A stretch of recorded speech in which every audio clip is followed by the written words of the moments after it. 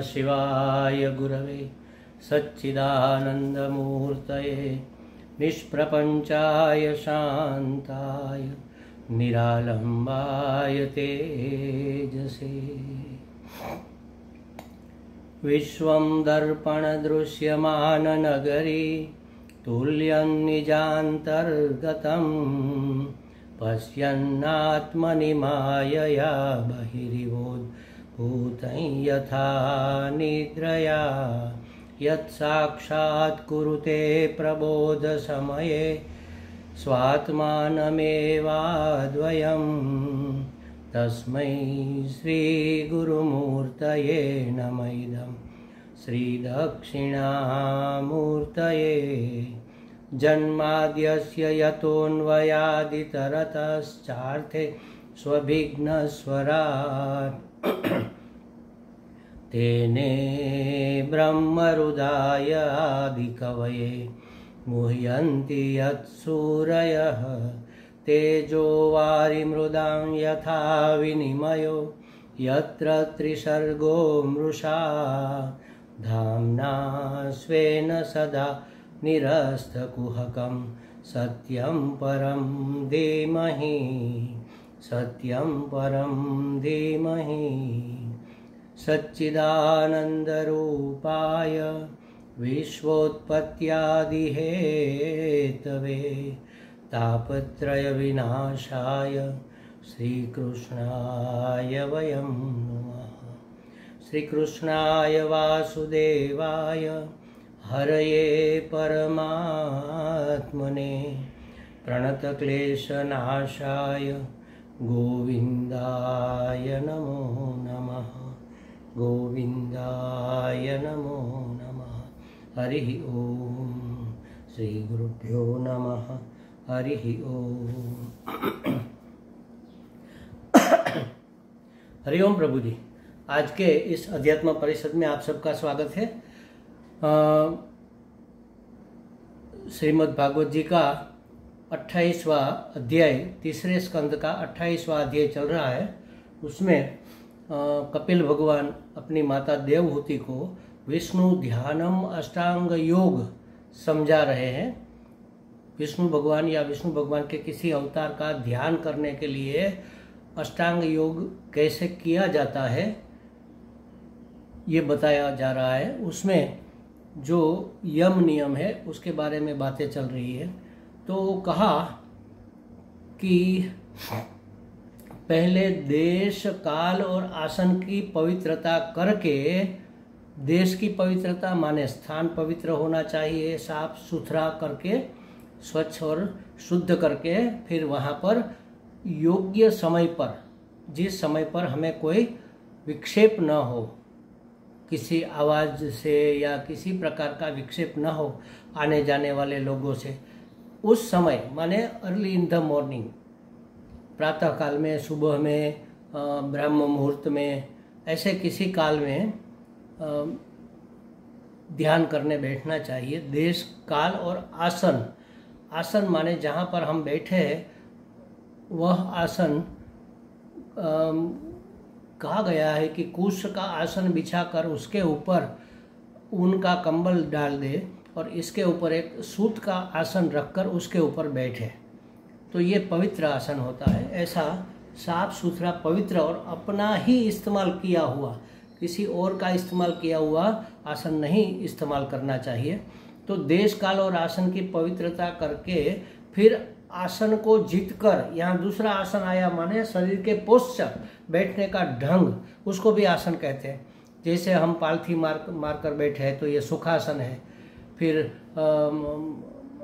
स्वस्तिक आसन भी आता है, पद्मासन भी होता है, वज्रासन भी होता है। तो योग के जो आसन है उसमें से हमारे शरीर के लिए कौन सा कंफर्टेबल है, 1 घंटा हम किस पोस्चर में, किस मुद्रा में हम बैठ सकते हैं, ये हमें तय करके उस आसन को सिद्ध कर लेना चाहिए। सिद्ध करना माने 48 मिनट एक ही स्थिति में हम बिना किसी पीड़ा विक्षेप के बैठ सके, ऐसा अभ्यास कर लेना, उसको कहते हैं आसन सिद्धि। तो ऐसा आसन सिद्ध करके फिर प्राणायाम या प्राण विक्षण करना चाहिए। प्राणायाम माने सांस की गति को रोकना, रोकना और छोड़ना ये प्राणायाम है।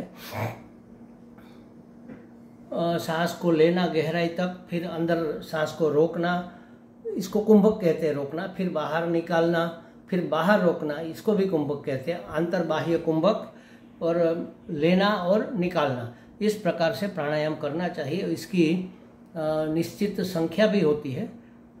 जैसे हमने सुना है कि समझो कि हम 4 बार किसी नाम शब्द का उच्चार करें, या तो 1 2 3 4 गिने, राम राम राम राम, इतना हमने सांस लिया। फिर 8 बार राम राम बोलते समय तक अंदर रोके, राम राम राम राम राम राम राम राम। जितनी तेजी से, जितनी गति से सांस लेते वक्त भगवान का नाम लिया है, उतनी ही गति से अंदर रोकते वक्त लेना है। ऐसा नहीं कि राम राम राम राम, ऐसे धीरे धीरे 4 बार लिया और अंदर रोकते समय राम राम राम राम राम राम करके रोक दिया। नहीं, यहाँ संख्या का महत्व, समय के अवधान, समय का कितना व्यवधान हमें करना है इसके ऊपर है। और फिर बाहर निकालना, और बाहर भी उसी तरह रोकना। 4, 8 और 16 ऐसा कुछ नियम होता है। किसी योगी से सलाह लेकर ये करना चाहिए। या तो मेरी दृष्टि से सबसे आसान, बिना किसी की सलाह के आप प्राण वीक्षण कर लो। प्राण वीक्षण माने सांस को देखना, वीक्षण माने परीक्षण, आते जाते हुए सांस को देखना, उसका परीक्षण करते रहना, मन को उसके साथ जोड़े रहना कि भाई सांस आ रही है तो आ रही है, बस जा रही है तो जा रही है। जल्दी लेना, गहरी लेना, ये कुछ नहीं। नेचुरली, नॉर्मली जो सांस आ रही है उसको देखो, आ रही है और जा रही है। फिर थोड़ा गहराई में जाओ कि आ रही है तो कहाँ कहाँ स्पर्श करती हुई अंदर जा रही है और कहाँ तक जा रही है। जैसे यहाँ स्पर्श करती है, फिर अंदर तालू में स्पर्श करती है, फिर आगे जाती है और कहाँ तक जाती है, फिर कहाँ से वापस मुड़ती है और निकलती है तो कहाँ कहाँ छू कर निकलती है। ये जरा देखते जाओ। फिर उसका अनुभव भी करो कि आती हुई सांस ठंडी है तो कहाँ कहाँ ठंडी लगती है, जाती हुई सांस थोड़ी गर्म है तो कहाँ कहाँ गर्म लगती है। ये सब थोड़ा वीक्षण करने से हमारा मन बिल्कुल शांत हो जाता है। आसन सिद्ध है, माने कि शरीर हिल नहीं रहा है, शरीर स्थिर है, और प्राण भी स्थिर हो गए तो मन भी स्थिर हो जाएगा। ये सब बातें मन को स्थिर करने के लिए है। मुख्य हेतु मन की स्थिरता, मन की चंचलता का नियमन करना, ये इसका मुख्य हेतु है। क्योंकि चंचल मन हमें ध्यान नहीं करने देता। हम राम का ध्यान करने बैठे हैं, धनुषधारी राम हमारे सामने खड़े हैं, चित्र के रूप में या मूर्ति के रूप में हम उसको देखते हैं, फिर आंख बंद करके ध्यान करते हैं, तो धीरे धीरे राम का ध्यान छूट जाता है और मन कहीं और भाग जाता है। ऑस्ट्रेलिया भाग गया, अमेरिका भाग गया, दिल्ली चला गया, हरिद्वार ऋषिकेश चला गया, कहीं सगे संबंधी के घर चला गया, मित्र दोस्त के साथ घूमने लग गया। तो इस मन को, मन की इस चंचलता का निवारण करने के लिए ये सब किया जाता है। तो प्राण वीक्षण कर ले, मतलब आसन सिद्ध करके फिर प्राण वीक्षण कर लेना चाहिए। प्राण वीक्षण के द्वारा प्राण का शोधन करे। शोधन माने शुद्धिकरण। अब अभी प्राण अशुद्ध है, अशुद्ध है माने उसमें कोई गंदगी है ऐसी बात नहीं है। अशुद्ध है का मतलब है अनियमित है। कभी कभी जल्दी आता है, कभी थोड़ा धीरे हो जाता है, कभी फास्ट हो जाता है। हमारे मन में जैसे विकार उत्पन्न होते, जैसी वृत्ति उत्पन्न होती है, उसके अनुसार प्राण की गति हो जाती है। जैसे समझो कि काम, क्रोध, लोभ इत्यादि वृत्ति जाग गई तो क्रोध की वृत्ति में प्राण बहुत जल्दी फास्ट चलने लगते हैं। काम की वृत्ति में प्राण फैल जाते हैं, लोभ की वृत्ति में प्राण सिकुड़ जाते हैं, प्रेम की वृत्ति में, उदारता की वृत्ति में, करुणा की वृत्ति में प्राण की गति अलग अलग रहती है। तो एक ही गति में प्राण रहे, हमारी वृत्तियों का उठना ही हमें कंट्रोल करना है। तो प्राण को कंट्रोल करेंगे तो मन स्थिर हो जाएगा। मन का मतलब है वृत्तियों का प्रवाह। तो वृत्तियों के प्रवाह का नियमन करने के लिए, मन की चंचलता का निवारण करने के लिए ये प्राण वीक्षण किया जाता है। तो ऐसा प्राण वीक्षण या प्राणायाम करने से प्राणों का शोधन हो जाता है, प्राणों की शुद्धि माने नियमन हो जाता है, वृत्तियों का भी शोधन हो जाता है। इससे क्या होता है कि चित्त स्थिर हो जाता है, चित्त कह लो, मन कह लो, वो स्थिर और निश्चल हो जाता, फिर चलायमान नहीं रहता। और तब योगी प्राणों को जीत लेता है और मन बहुत शीघ्र ही उसका शुद्ध हो गया, तो अब वह धारणा, ध्यान, समाधि कर सकता है। इसलिए आगे कहते हैं कि ऐसा करने के बाद ये उपाय है समाधि तक पहुंचने के, ये सब एक एक स्टेप है। तो ऐसा करके फिर क्या करता है, क्या करना चाहिए उस योगी को, उस साधक को, योगी कह लो, योगी इसलिए कि क्योंकि उसको जुड़ना है परमात्मा से। युंज धातु से योग शब्द बना है, जिसका अर्थ होता है जुड़ना, जुड़ना और जुड़े रहना, परमात्मा से जुड़े रहना का नाम है समाधि, जुड़ने का नाम है, जुड़ने का प्रयत्न करने का नाम है ध्यान, और ध्यान को विचलित न होने देने का नाम है धारणा। तो ये बताते हैं आगे, प्राणायामैर्दहे दोषान् धारणाभिश्च किल्बिषान् प्रत्याहारेण संसर्गान् ध्यानेनानीश्वरान् गुणान्। क्या होता है प्राणायाम से, धारणा से, प्रत्याहार से और ध्यान से, ये बताते हैं। तो योगी को उचित है कि प्राणायाम आदि से दोषों को जीत ले। कौन से दोष? वात, पित्त, कफ, ये त्रिदोष हमारे शरीर के स्वास्थ्य को बिगाड़ते हैं, तो उसको समान करने का ये प्राणायाम उत्तम उपाय है। इसलिए जिसको स्वस्थ रहना है उसको प्राणायाम या प्राण वीक्षण करते रहना चाहिए। तो प्राणायाम के द्वारा शरीर के दोषों को जीत ले, धारणा से पाप वासना को जीत ले। धारणा माने मन को एक ही स्थान में स्थिर रखना, एक ही काल में रोके रखना, एक ही स्थान में स्थिर रखना। तो धारणा से अपनी पाप वासनाओं को जीत ले, जो वृत्ति बार बार उत्पन्न होती है उसको वश में कर ले। और प्रत्याहार से विषयों का संसर्ग छोड़ दे। प्रत्याहार माने इंद्रियों को वापस बुलाकर अपने गोलक में बिठा लेना, तो विषयों का संसर्ग छूट जाएगा। और ध्यान से अनीश्वरान, भगवत विमुख करने वाले दुर्गुणों को दूर कर दे। कौन से दुर्गुण है? राग या द्वेष। ये संसार संसार के अभिमुख हमें रखते हैं, राग द्वेष। राग द्वेष छोड़ दो तो हम परमात्मा के अभिमुख हो जाएंगे। तो कहा कि ये चारों बात बताई कि प्राणायाम से कफ, पित्त, वात जैसे दोषों को जीत लेना चाहिए। और एक बात ये भी आपको बता दूं,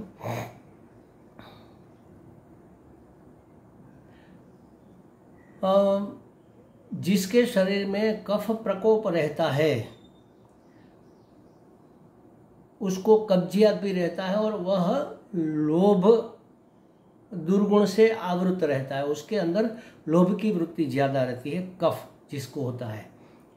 और पित्त प्रकोप जिसके शरीर में रहता है उसके स्वभाव में क्रोध का बाहुल्य रहता है, माने वह क्रोधी व्यक्ति होता है जो पित्त प्रधान होता है।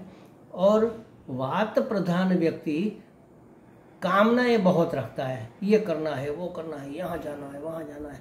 तो काम, क्रोध, लोभ को वश में करना है तो कफ, पित्त, वात माने वात, पित्त, कफ को भी हमें वश में करना होगा। और उसके लिए उत्तम उपाय है प्राणायाम। आहार विहार तो है ही, आहार और विहार में भी हमें चौकस रहना है और प्राणायाम करते रहना है। तो योगी को यह करना चाहिए। क्या करना चाहिए? योगी को उचित है कि प्राणायाम आदि से वात, पित्त, कफ जनित दोषों को कंट्रोल में करे, निवारण करे। धारणा से अपनी पाप वासनाओं को निवृत्त करे। और प्रत्याहार माने विषयों को, अपने इंद्रियों को अपने विषयों से वापस बुलाकर अपने गोलक में बिठा देना।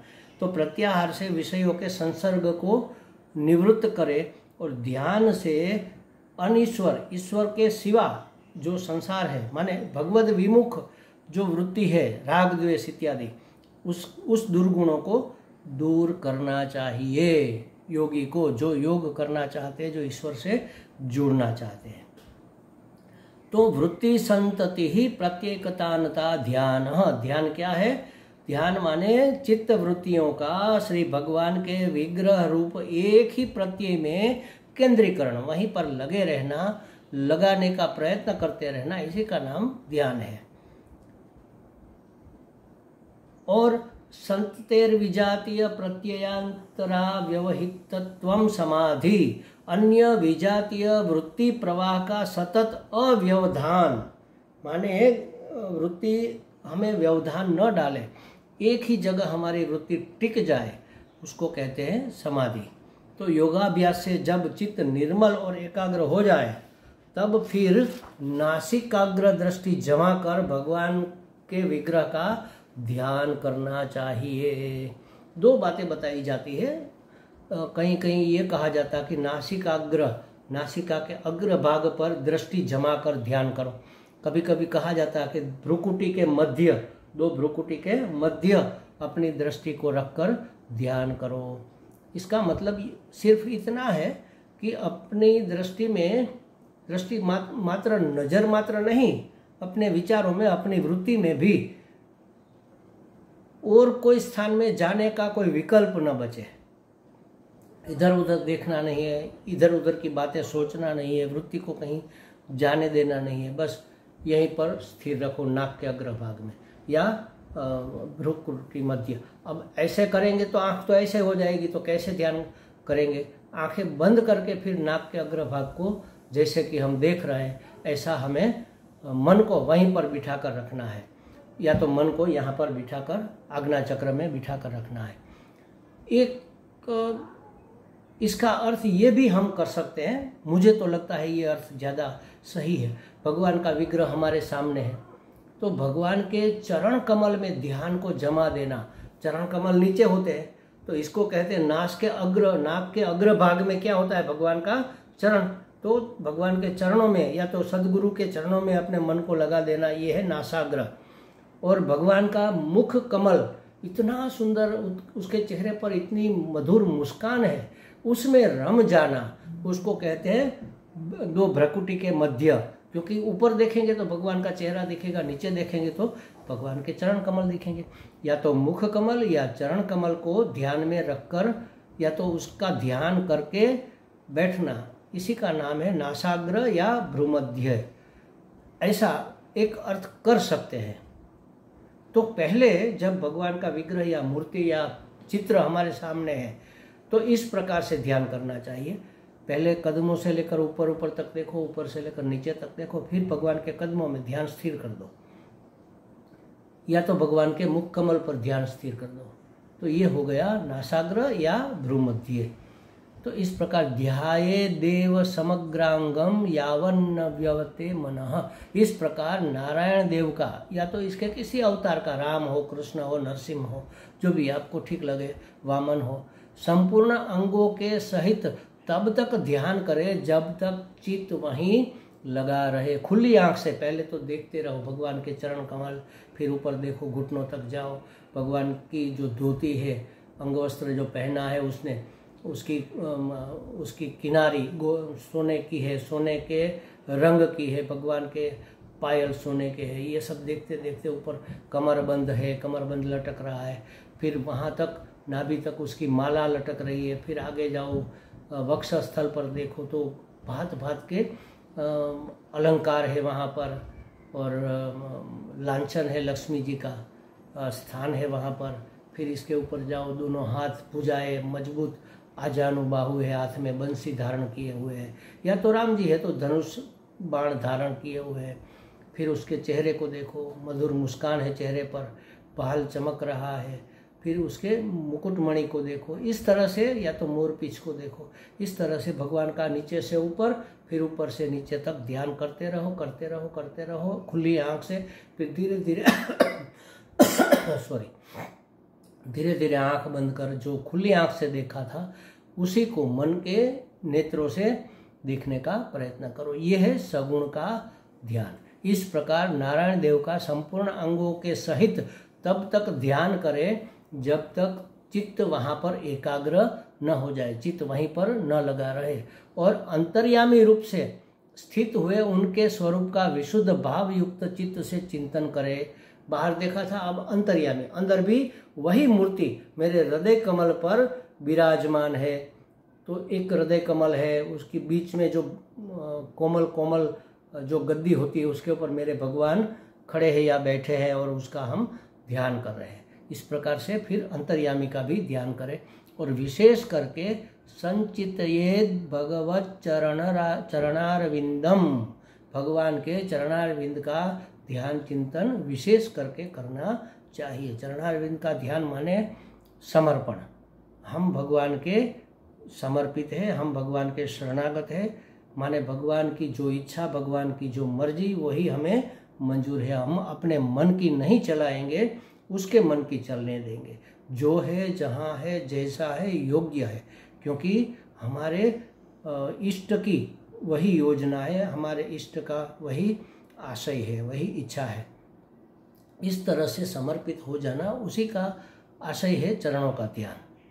तो चरणों का ध्यान, चरणारविंदों का ध्यान खास करके करना चाहिए। और कहते आगे इसकी चर्चा हम फिर करेंगे। ओम पूर्णमदः पूर्णमिदं पूर्णात् पूर्णमुदच्यते पूर्णस्य पूर्णमादाय पूर्णमेवावशिष्यते। ओम शांति शांति शांति। हरि ओम। श्री गुरुभ्यो नमः। हरि ओम।